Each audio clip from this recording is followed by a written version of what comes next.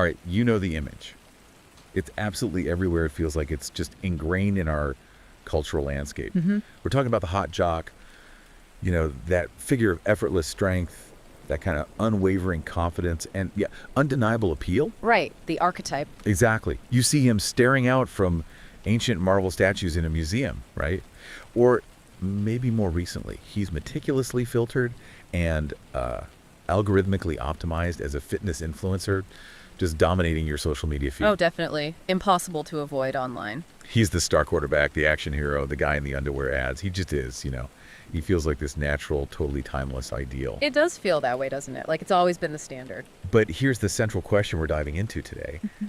Is this pervasive ideal simply, a universal standard of male beauty and capability? Is it just an inherent truth about masculinity? Or is there more to it? Or is it, in fact, something far more complex? Is it actually a carefully constructed blueprint, something meticulously designed and reinforced over centuries? That's the core of it, I think, the construction versus the naturalness. Okay, let's unpack this. This deep dive is going to trace the fascinating and sometimes, frankly, unsettling history of how the muscular male body transformed from maybe just an aesthetic preference into this powerful cultural, racial, and political symbol. It's a huge transformation. We're embarking on a journey that starts way back in the sacred gymnasia of ancient Greece. Then it moves through the disciplined training grounds of 19th century empires, plunges into the really potent propaganda of fascism, Which is quite chilling when you look closely. tracks the explosive commercialization of sport, and finally lands squarely in the algorithmically curated feeds of, today's digital world. Right where we started, in a way. And crucially, along every step of this path, we're going to explore the profound, often invisible cost of this powerful blueprint. Yes, the cost is key. We're talking about the systematic invisibility and marginalization of diverse bodies that simply don't fit the mold. Yeah. It's a story not just of who was celebrated, but maybe more importantly, of who was meticulously excluded. It's striking how deeply embedded this ideal is in our collective consciousness, and yet, as you just pointed out, how little we actually question its true origins. We often just accept it as a given, almost like it's a natural law, something that has always existed. Right, like gravity or something. Exactly. But as we'll uncover, this isn't just about aesthetics, or individual preference. This hyper-masculine image has been meticulously curated, relentlessly reinforced, and at various points in history, explicitly weaponized across pretty much every conceivable cultural medium. Weaponized is a strong word, but it feels accurate sometimes. I think it fits. It's an image that has come to represent power without question, desirability without vulnerability, and a kind of inherent superiority that has, frankly, rarely been openly debated or challenged. It just is. It just is. So we're going to peel back these historical layers, and I think you'll find the surprising and often unsettling connections we uncover are profoundly illuminating. It really shows how an aesthetic can be leveraged for social, political, and even economic control. Okay, so let's begin. Let's go right back to the genesis, the very start of this blueprint, in a place many of us immediately associate with the birth of Western ideals. Ancient Greece. The classical foundation. Right. When you conjure an image of ancient Greek athletes, maybe you picture the iconic Olympic Games. But what our sources reveal is that these weren't merely spectacles for entertainment, not really in the way we understand them today. No, they were much more significant. These athletic competitions, especially those held in the gymnasia, were deeply religious ceremonies. They were dedicated to powerful Olympian gods like Zeus and Apollo, imbued with this real sense of the sacred. So not just sport for sport's sake. Not at all. And the nudity of the athletes, which, might seem startling by modern standards, certainly wasn't for titillation, is because the human form itself was considered sacred, a divine instrument. A reflection of the divine, almost. Exactly. It was believed to be shaped not only by an individual's rigorous will and training, but also by an overarching cosmic harmony. This fusion of physical and moral excellence was encapsulated in that profound concept of kolokagathia. Kolokagathia, yeah, beautiful concept. It's a beautiful, almost poetic term that signifies the harmonious fusion of beauty and goodness. The perfect man, according to this ideal, wasn't just physically perfect, he was simultaneously morally and spiritually perfect. His body was literally a reflection of his inner virtue. So the outside mirrored the inside. Precisely. The Olympic Games then transcended simple sporting events. They were civic rites of passage, profound national performances of order and virtue. Spectators weren't just there for the thrill of competition, they were witnessing an ideal being enacted right before their very eyes. A living ideal. The perfect man, striving for glory under a divine gaze. His body a living testament to civic aspiration and deeply held philosophical ideals. And this ideal wasn't just in motion on the track or, in the wrestling pit. It was also etched in stone. Sculpture. Consider iconic statues like the Critios boy with the perfectly balanced torso and that graceful contrapposto, that subtle shift of weight that implies motion. Beautifully balanced. These weren't merely pieces of art. They were sculpted codes, doctrines carved into permanence. They communicated a crystal clear message. A crooked back was believed to suggest moral failure. A softened waist hinted at civic decay. The body in this context became this potent visual statement of one's character, discipline, and ultimately one's worth to the polis, the city-state itself. It's fascinating how that elevated rhetoric, about divine instruments and universal beauty, when we actually connect it to the bigger picture, reveals a profoundly and explicitly exclusionary reality. Ah, okay. So there's a catch. There's a big catch. The gymnasia, those central institutions of physical and philosophical cultivation in Greek society, functioned less as open public spaces and more as what our sources aptly describe as a social sieve. Social sieve. Meaning access was rigorously controlled and highly restrictive. Only freeborn, landowning male citizens, typically from the aristocratic and leisured classes, the ones who didn't need to perform manual labor, could participate. So built on inequality from the start. Absolutely. We even have detailed historical records, like a list from the city of Beroia in the 2nd century BCE, that explicitly barred certain groups. Slaves, freedmen, tradesmen, male prostitutes, drunkards, the mad, and the physically unfit, those labeled apalastroi, they were all excluded. Wow, that's quite a list. It is. And women. Well, they were so utterly removed from public life and institutions like the gymnasium that their prohibition didn't even need to be explicitly stated. Their societal role was defined primarily as producing future citizens, not participating in public, physical, or intellectual life. So complete exclusion. Total exclusion. This exposes a brutal hierarchy right at the very core of this supposed ideal. The body held up as the epitome of kallikagathia, the one shaped by sport and philosophy, was inherently devalued if it was the body of a laborer. Because laborers didn't have the time or means? Exactly. This ideal of physical perfection required immense leisure time and resources, making it a stark byproduct of a society built on slave labor, which provided the elite with the freedom to cultivate such a demanding physique. That really reframes it. It does. This Greek culture wasn't just celebrating a form of beauty, it was actively constructing a fantasy of order, symmetry, and what our sources term racialized purity. Racialized purity, even back then. Well, think about the practice of exercising nude. It became a defining mark of Greek identity, explicitly distinguishing the civilized Greek from the barbarian.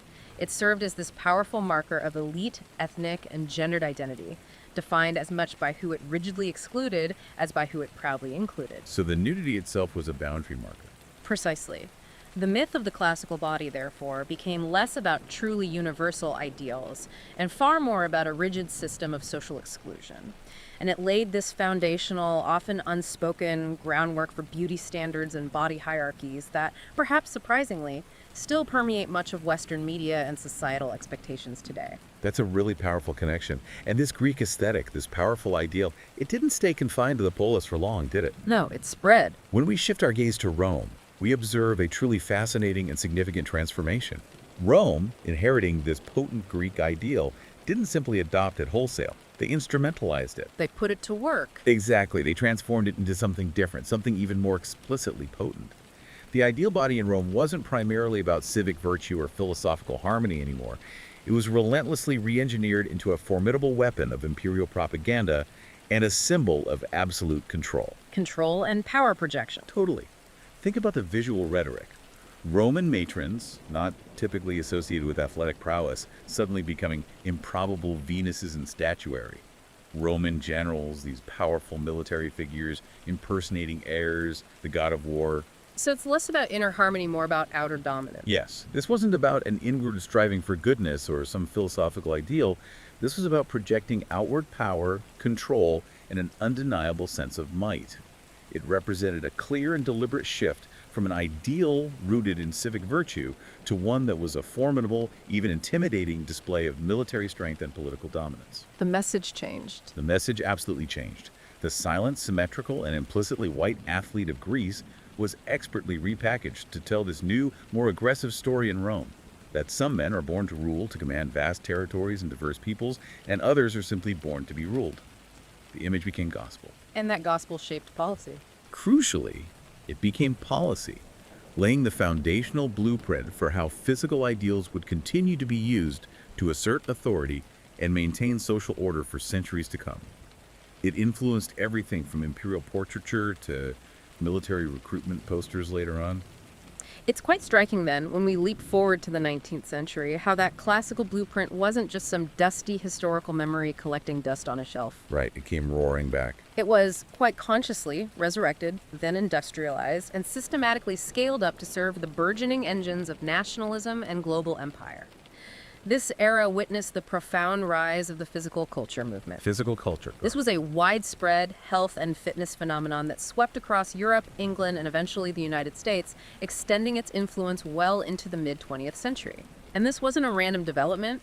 It was a direct and powerful response to the profound societal shifts brought on by the Industrial Revolution. The shift away from physical labor. Precisely. Traditional agrarian lifestyles, with their inherent physical demands, were rapidly being replaced by increasingly sedentary, urbanized lives. There was this palpable sense of concern, almost an anxiety, about physical decline and national vigor. The nation was getting soft. Okay, so how did this movement take shape? Well, our sources meticulously identify three distinct yet interconnected waves within this multifaceted movement. The first wave, emerging in the early 1800s, was spearheaded by the European gymnasts. Gymnasts, like organized exercise. Exactly. They placed a strong emphasis on calisthenics and bodyweight exercises, advocating for exercise as medicine and demonstrating a burgeoning scientific interest in human health and physiology. Their work progressively evolved into formalized physical education systems and competitive gymnastics. Think of significant movements like German Turnen, which really emphasized national unity and strength. Linking fitness to the nation. Very explicitly. And also the more therapeutically focused Swedish gymnastics both gained widespread traction. Okay, that's wave one. What's next? Then, around the mid-1800s, the second wave arrived. The strongman athletes. These figures brilliantly blended the systematic approach of the European gymnasts with more traditional feats of strength. Like circus strongmen. Sort of, but they systematized it. And famously, they're often credited with inventing the barbell, which completely revolutionized strength training. These strongmen became touring entertainers, displaying their impressive muscular physiques commercially through astonishing acts of strength and showmanship. So the body becomes a commodity, a spectacle. Absolutely. Figures like Eugen Sandow, who we should definitely talk more about, were pioneers here. They effectively laid the foundation for modern weightlifting, competitive bodybuilding, and the commercial gymnasiums that are now just everywhere. Right. Sandow's physique was legendary. Wave 3. Finally, the third wave, emerging in the late 1800s and early 1900s, comprised the somatics physical culturists. They introduced a distinctly mind-body approach, often acting as a counterpoint to the increasingly scientific and commercially driven focus of the other two waves, a more holistic perspective. Interesting. So mind-body connection comes in. Exactly. This entire period, therefore, was absolutely crucial because it took the abstract, often idealized concept of the classical body and gave it concrete, measurable, and highly marketable form. It made it ready to serve far grander national and imperial ambitions. It transformed an elite aesthetic into a reproducible ideal for the masses. And precisely one of those grand ambitions, especially within the British Empire, found its powerful and lasting expression in what became known as Muscular Christianity. Yes, Muscular Christianity, a fascinating development. This influential ideology originated in England in the 1850s, but its roots are in a deeper societal anxiety. To really get its genesis, you have to appreciate the profound cultural context of the late 19th century. This was a time many observers termed a crisis of masculinity. A familiar-sounding phrase even today. Right. It echoes some concerns we hear now. Men were increasingly shifting from physically demanding agricultural or manual labor to more sedentary, white-collar clerical jobs. There was this widespread, almost existential fear of over-civilization and the perceived loss of American grit, or, for the British hardiness. The nation, it was believed, was going soft. A perceived decline in manliness. Exactly. And the problem, as these reformers, often clergymen and educators, saw it, was that Christianity itself had, by this point, come to be perceived as having a distinctly delicate and feminine sensibility. Seen as too soft for men. Pretty much. Our sources even note a stark statistical reality: a 4.1 female-to-male ratio in many church congregations. This imbalance was widely attributed to a pervasive Platonic and Augustinian body-soul dualism that had deeply permeated Christian thought. This led to a view of the physical as base and shameful, inherently inferior to the spiritual. So the body was seen as problematic for faith. Right. But if the Christian faith was to regain its appeal to men, if it was to be truly virile and relevant in an era of imperial expansion and industrial might, something fundamental had to change. They needed to rebrand, essentially. You could say that. The proposed solution was revolutionary for its time. Explicitly connect faith to a strong and vigorous body, thereby making Christianity more muscular in both literal physical terms and metaphorical spiritual terms. Link faith and fitness. Exactly. This manifested in various concrete ways. There was a widespread promotion of athletics. Boxing clubs, for instance, were no longer seen as merely violent pastimes, but as healthy, disciplined outlets that could, burn off excess energy and even reduce societal violence. Channeling aggression constructively. Right. Proponents advocated for attainable health as a duty, arguing that a healthy, strong body wasn't just good for the individual, but a moral obligation, a form of service to God and country. Citywide church athletic leagues sprang up, fostering spirited competition, camaraderie, and a sense of shared purpose among young men. Building community through sport. But perhaps the most significant and enduring manifestation of muscular Christianity was the explosive expansion of the Young Men's Christian Association, or YMCA. Ah, the YMCA. Huge impact. What began in London in 1844 quickly crossed the Atlantic, with the first Y-sponsored gymnasium opening in New York City in 1869.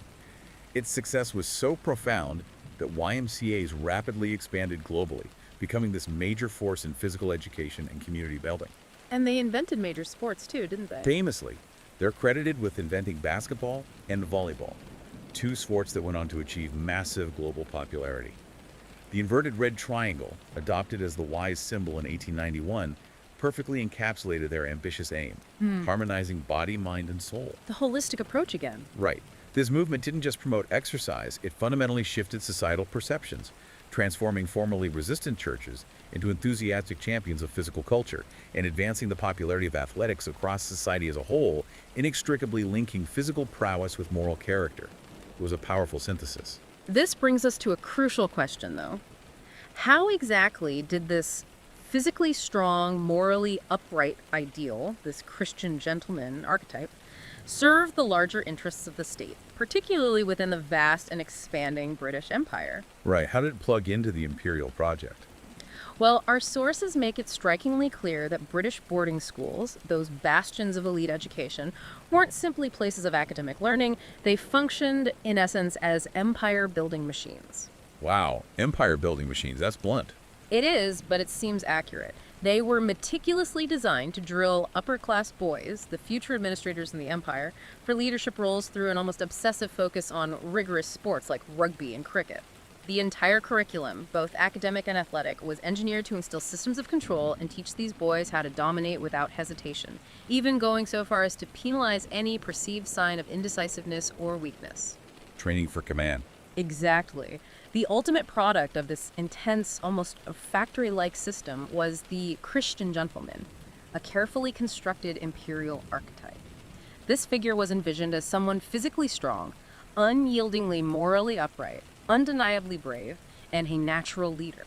Someone capable of administering a global empire with seemingly effortless authority, enduring hardship without complaint, and embodying the very stoicism and strength required for colonial rule. The ideal colonial administrator. Precisely. This system wasn't just about individual development, it was about the mass production of a compliant yet dominant ruling class.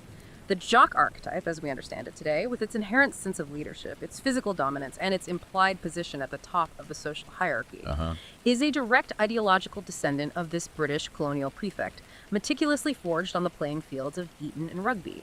This was fundamentally about manufacturing an elite designed not just to succeed, but to command and control vast populations.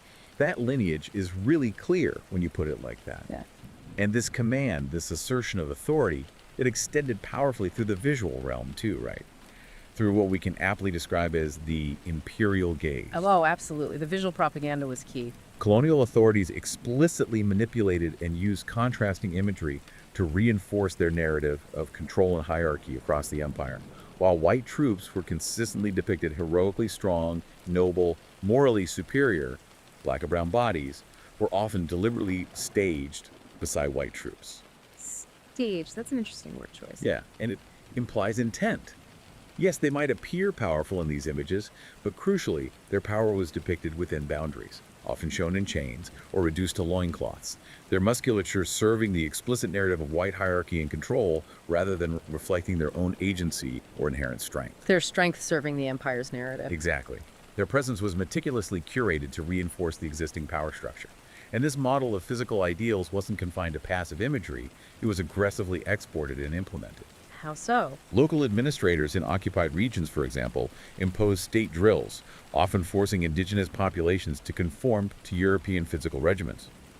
Artists, working within the imperial system, diligently reproduced the state body in various mediums, from paintings to sculptures. Spreading the physical standard. Right. Furthermore, training centers were established, meticulously adjusting local bodies to meet prescribed anatomical diagrams and postural ideals emanating from the imperial center.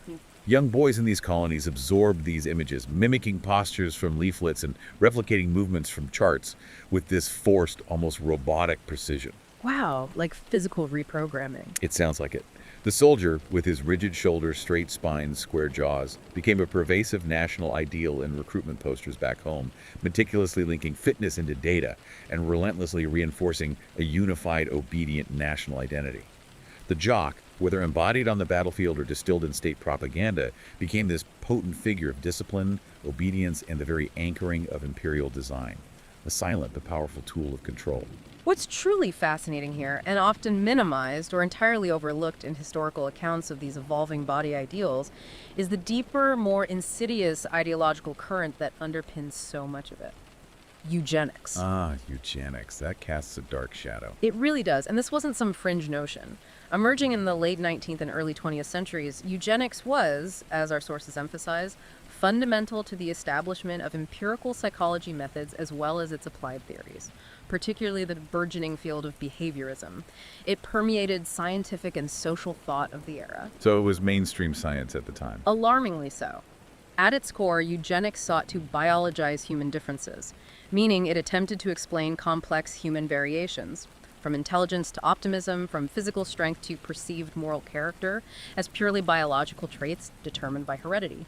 It rigidly divided individuals into groups according to their supposedly innate fitness levels. Ranking people based on biology. Essentially, yes. This movement drew heavily and quite problematically from a selective interpretation of Darwin's work, especially his assertions of women's inferiority to men and the concept of the fittest man. These ideas, rather than being critically examined, were uncritically accepted as foundational by many early Western psychologists and, alarmingly, used to justify existing societal norms and entrenched hierarchies. Using science to justify prejudice. Precisely. The impact of this ideology on policy was chillingly direct and widespread. Eugenics directly informed decisions that restricted borders to the majority of non-Nordic immigrants, effectively using pseudoscientific rationales to halt immigration from specific regions and ethnic groups. Horrifying. It systematically led to tracking women and racial minorities into particular occupations, limiting their social and economic mobility based on supposed biological destiny. It also served as a scientific justification for establishing and maintaining brutal colonial policies, and even contributed to the reduction in social services to people living in poverty, arguing that helping the unfit would weaken the overall genetic stock of society. That's incredibly bleak. It is. Key figures illustrate just how deeply ingrained this pseudoscience became. Henry Herbert Goddard's behavioral genetics work, for instance, was widely distributed and horrifically used in legal cases to justify involuntary sterilization and deportation. G. Stanley Hall, a prominent psychologist and editor of the Journal of Applied Psychology, openly proclaimed the importance of the Great Nordic Race, a concept that directly fed into racial superiority narratives. So this ties directly back to that idea of racialized purity in Greece. Exactly. This insidious ideology provided the crucial, though often unspoken, why behind the racialized purity, we observed in Greek ideals, and the implicit yet undeniable whiteness of the 19th century Christian gentleman. It offered a false scientific veneer to existing biases, legitimizing profound exclusion and brutal hierarchy under the guise of biological fitness, shaping not just bodies, but entire societies. It really adds another disturbing layer to that whole history. Okay, so as we transition into the 20th century, it becomes incredibly clear how the symbolic capital of the soldier, that image of the physically ideal man, finds a powerful new home, especially in peacetime. The professional athlete. The athlete as the new hero figure. Right. The 1920s and 1930s are often celebrated as the golden age of sports, a period of explosive growth and transformation, largely spurred by the advent of new mass media like radio, which brought these athletic exploits and the larger-than-life personalities of the players directly into millions of homes. Mass media changes everything. Absolutely. In this new, expanding landscape, top athletes weren't just competitors on a field. They were transformed into national icons and, perhaps most importantly, into powerful commercial brands. The birth of the athlete endorser. And no one exemplifies this pivotal transition better than the legendary baseball icon Babe Ruth. Ruth was far more than just a dominant player who revolutionized the game with his prodigious home run hitting. He was a bona fide cultural phenomenon, a larger-than-life figure whose charisma transcended the ballpark. A true superstar. He became, without question, the first truly modern athlete brand, aggressively endorsing an astonishing array of products. Our sources tell us his instantly recognizable face and name were leveraged to sell everything from his own signature line of underwear to Wheaties cereal, Old Gold cigarettes, Red Rock Cola, and even Barbasol shaving cream. Wow, he was everywhere. Ruth's unprecedented career laid down the definitive blueprint for modern sports marketing, demonstrating with undeniable clarity how an athlete's fame and public image could be leveraged to generate enormous profits, far exceeding anything earned on the playing field. This marked the final, crucial stage in the 20th century commodification of the jock's body, From ideal to commodity. completing its transformation from a political, moral project into a full-fledged, highly profitable market commodity, an economic engine in its own right. It's striking then to consider how, in the politically charged climate of the 20th century, powerful leaders explicitly co-opted and leveraged these masculine ideals to embody their political power. Right, the body as a political symbol. The direct politicization of the male body became an incredibly potent tool, particularly within the rise of fascist regimes. Take Benito Mussolini, for example, the dictator of Italy. His carefully constructed public image, often featuring his partially disrobed body in photographs and propaganda, was not accidental. He knew what he was doing. Absolutely. It was a calculated visual strategy for self-branding, a deliberate and powerful political tool designed to transform him into an almost mythical icon of strength and virility for the Italian people. Using his body to project power. Exactly. Photography, in its nascent stages of mass communication, worked in perfect synergy with the burgeoning communications industry to construct this pervasive cult of the leader, effectively turning the man into a myth.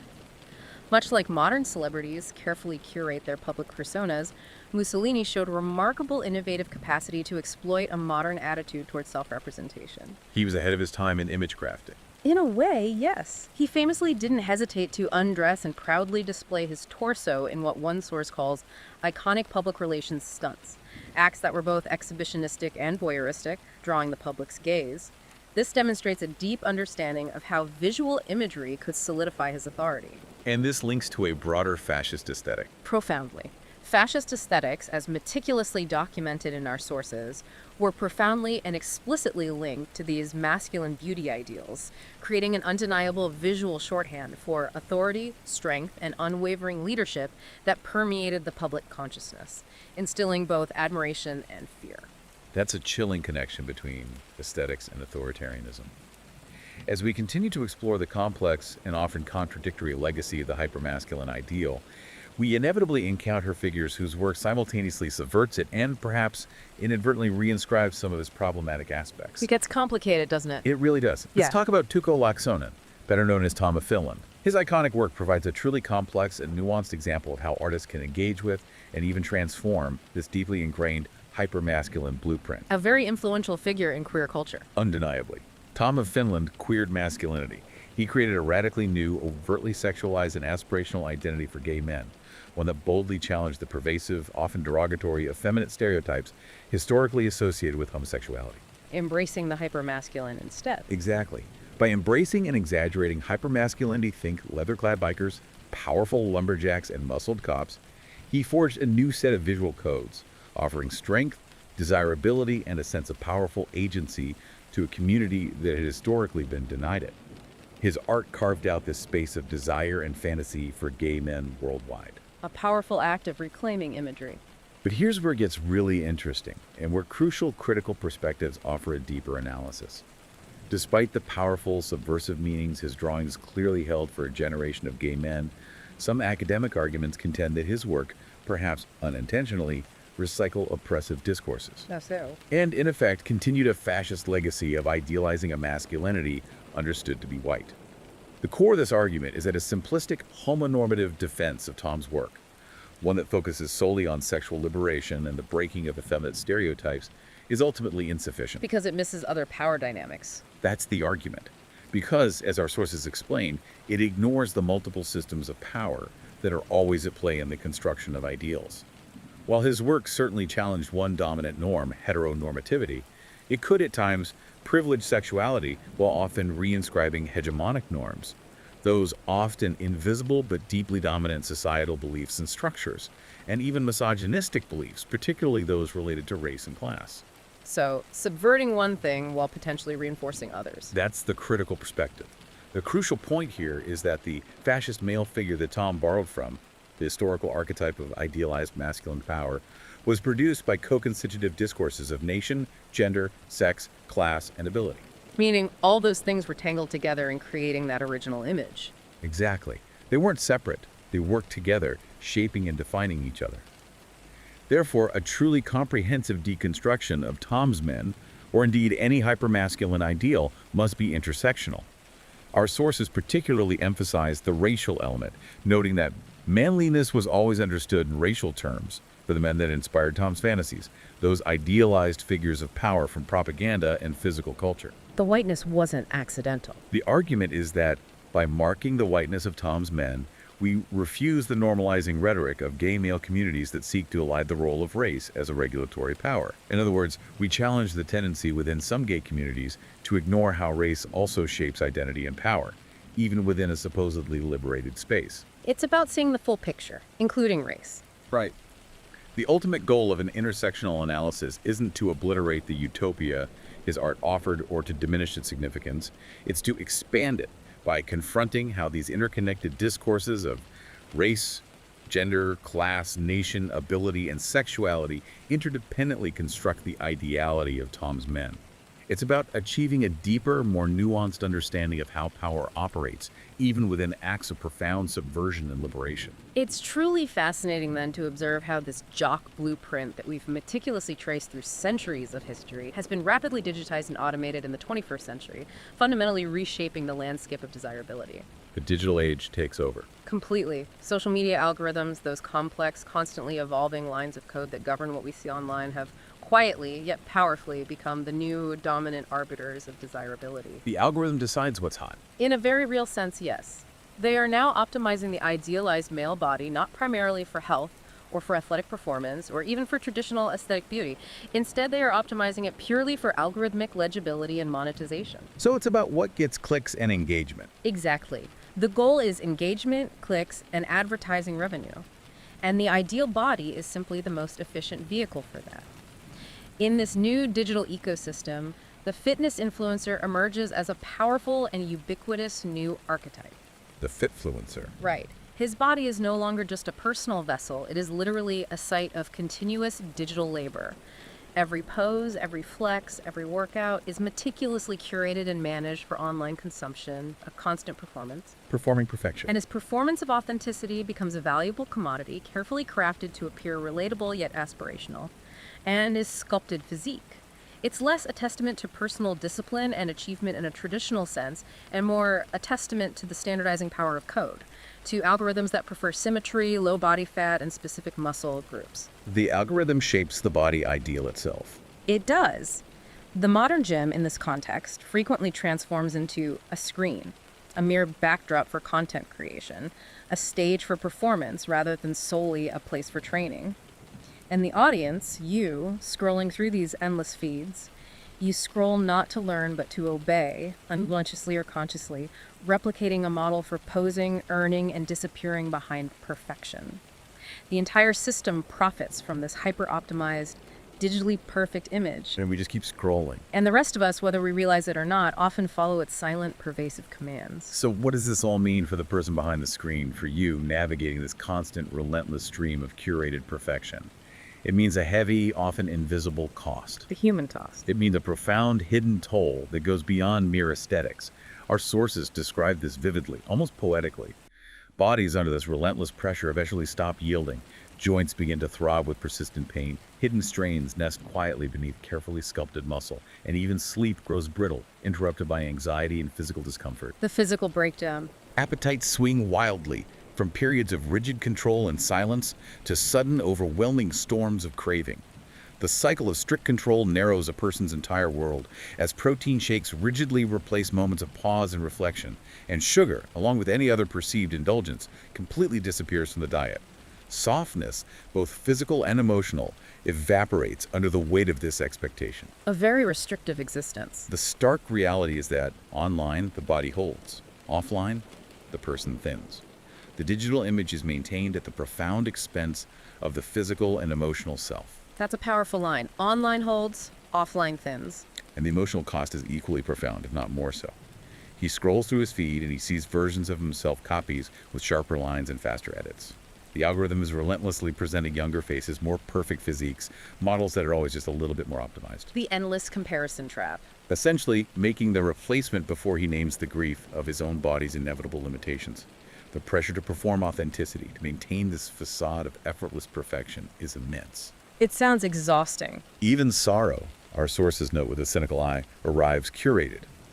Mentions of therapy or exhaustion, while seemingly vulnerable, work to soften perfection without distorting the frame. Because, as the source bluntly puts it, recovery sells too. So even vulnerability is commodified. The caption might shift to reflect a moment of vulnerability, but the perfectly angled lighting and the chiseled physique do not. Furthermore, our sources explicitly draw a clear and concerning connection between the hyper-masculine aesthetics of the online fitness world and the toxic ideologies of the so-called manosphere. Ah, that connection is important. The relentless emphasis on physical dominance, on a rigid and often aggressive definition of strength, can become a dangerous gateway to misogynistic rhetoric, controlling behaviors, and even real-world violence. Think of figures like Andrew Tate. Whose brand is built on that exact linkage. His entire brand is built on a physical presence inextricably tied to reactionary, aggressive masculinity and deeply problematic views on women. The ultimate cost of this constant repetition, this relentless pursuit of a singular ideal, is not just about who fades from view or who feels inadequate. It's deeper than that. It rests profoundly in who must contort to remain visible, the sheer physical and mental contortion required to fit this narrow mold, and perhaps most tragically, what is lost when difference no longer finds light. The algorithm, with its silent, invisible preferences, quietly costs other bodies their rightful place in the frame by preferring smooth abs over soft bellies and presenting symmetry as proof of worth, relentlessly pushing a singular, utterly unattainable ideal that leaves so many feeling unseen and unworthy. This leads us to a truly crucial question for our contemporary world. If this blueprint is so historically ingrained, so meticulously constructed, and now so powerfully reinforced by algorithms, how are people actively pushing back against this dominant ideal? Right. Where's the resistance? How are bodies that refuse to conform to this narrow definition finding their voice, claiming their space, and redefining strength and beauty on their own terms? Okay, so what does that look like? Well, one of the most established and organized forms of resistance is undoubtedly the fat acceptance movement, which boasts significant roots stretching back to 1960s civil rights activism, including the landmark 1967 Fat In New York's Central Park. So it has a long history. It does. This movement has been a tireless advocate, fighting against systemic discrimination, cultural bias, and the pervasive shame directed at fat people. A core tenet of this movement, which has gained significant mainstream traction through concepts like health at every size, or HAES, Yes, yeah, I've heard of that. is the crucial decoupling of weight from health. It argues persuasively that people of all sizes can pursue genuinely healthy behaviors, and that the relentless cultural pressure to lose weight, often driven by fear and stigma, is frequently far more damaging, both physically and emotionally, than fatness itself. Challenging the weight equals health assumption. Exactly. While historically and understandably, this movement has been largely led by women due to the disproportionate scrutiny they face, it is thankfully expanding, with more and more men now speaking out courageously about their experiences with fat phobia, eating disorders, and the immense pressure to achieve a lean, muscular physique. Men are joining the conversation more now. Yes, figures like adventure travel host Jeff Jenkins and fitness trainer Roy Belzer are powerful examples, actively promoting different, more inclusive visions of male embodiment. They prioritize what the body can do over how it looks, encouraging men to find confidence, joy, and utility in their bodies, regardless of size or shape. This growing conversation actively works to dismantle the monolithic jock ideal from within, opening up a wider spectrum of male identity. That's really positive. And it's not just about challenging size norms either, is it? We're witnessing a powerful and growing surge of LGBTQ plus fitness influencers who are intentionally creating inclusive, affirming online spaces that stand in stark contrast to mainstream fitness culture. Creating alternative spaces. These spaces are a vital refuge from the toxic bro culture and rigid heteronormative pressures that often dominate conventional gym environments and fitness media. What's truly remarkable is how these creators offer specialized, community-specific knowledge, for instance, providing workout advice meticulously tailored for individuals who have undergone top surgery, or guidance on navigating gender-affirming care within a fitness context information completely absent from conventional fitness media. Filling a huge gap in knowledge and representation. Totally. These influencers aren't just dispensing exercise tips. They are actively building communities and creating a visual archive of queer and trans strength and vitality, visibly demonstrating that strength, athleticism, and beauty come in myriad forms beyond the traditional mold. A visual archive, I like that phrase. These are what our sources powerfully call disobedient bodies. They are bodies that move without permission slips, meaning they move not to conform to external expectations or social approval, but for sensation, for the sheer joy of movement, not solely for scale or measurable outcomes. Moving for themselves, not for the geese. They protect spirit, not just physical symmetry. They claim space through ritual, through consistent practice and self-care, not just through external results or competition. They aren't optimizing for the algorithm, consciously chasing likes or virality. They are resisting invisibility through constancy, consistently showing up and grounding for themselves, for their own well-being, rather than for the digital gaze. They don't market joy, they simply live it. That feels revolutionary in today's climate. Consider these incredibly powerful examples. Powerlifters with dwarfism speak strength and scale's new language, redefining what it means to be powerful and muscular, challenging conventional notions of size and ability. Dancers with wide, heavy limbs leap not toward applause, but into beauty they already inhabit, moving with an inherent grace and self-acceptance that transcends external validation. Finding beauty within. Trans athletes practice in spaces that offer no invisible middle ground, carving out their own identities and athletic paths without compromise. They do not wait for acceptance from a cisgender-centric world. They train, they sweat, they show up. And in doing so, simply by existing and striving, they fundamentally redraw the terms of what athletic bodies can look like and achieve. Redrawing the terms, yes. These alternate icons hold the lens, rewrite the script, and don't seek permission from the dominant narrative. They shape meaning for those who are already watching, for those who are looking for themselves in the mirror. They offer a stage with room, not a restrictive box, a frame with movement, not a static ideal, a mirror with warmth reflecting acceptance. Their architecture comes from their story, their lived experience, their resilience, not from blueprints inherited, but from ground broken beneath them, from the very act of forging new paths and definitions for themselves. This truly is where the revolution in self-definition is flourishing. That's a really hopeful note to strike. So we've come full circle on this fascinating and at times profoundly unsettling journey. From the mythical Greek athlete, meticulously sculpted in marble as a divine instrument of virtue, all the way to the algorithmically optimized fitness influencer of today. The hot jock isn't just a fleeting trend or a modern obsession. It's a through line. He's a continuous blueprint, a powerful and enduring ideal, deeply rooted in ancient ideas of power, desirability, and superiority. We've seen how this ideal was curated, not born. It was meticulously designed, refined, and aggressively promoted to serve very specific functions throughout history. It served different masters over time. From upholding civic order and embodying philosophical ideals in ancient city-states to exerting imperial control in the 19th century, and now to generating algorithmic profit and engagement in the digital age, this body has always been, at its core, a tool. A tool with consequences. So what does this all mean for you, for how you perceive bodies in the world, including your own?